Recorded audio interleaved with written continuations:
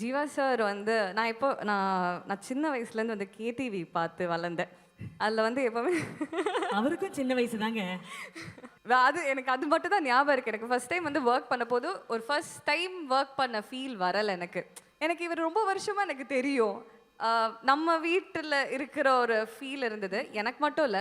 கம்பம்ல இருந்தவங்களும், தேனியில இருந்தவங்க வந்து வந்து நடிச்சவங்க எல்லாருமே சொன்னது, ஆ எ "ஜீவா என்னப்பா? எப்பப்பா வர? நாங்க மிஸ் பண்றோம். எப்போ இவங்க படம்லாம் மிஸ் பண்றோம்." ஃபைனலி அவங்களுக்கு எல்லாருக்குமே it's a gift and treat நெனைக்கிறேன். ஜீவா சார் இஸ் பேக் அந்த மாதிரி தான். ஃபேன்டாஸ்டிக். எனக்கு வந்து ஒரு ரீஅஷூரன்ஸ் மாதிரி சொல்லலாம். ஓகே நம்ம கரெக்டான ஒரு பாத்ல போறோம். இந்த வாய்ப்பு கொடுத்த நிதிஷ் அவருக்கும், ப்ரொடியூசர் கண்ணன் சாருக்கும் ரொம்ப நன்றி. என்னால எதுவுமே ஃபர்ஸ்ட் டேலேருந்து எதுவுமே மறக்க முடியாது. நெறைய நான் கத்துக்கிட்டேன்.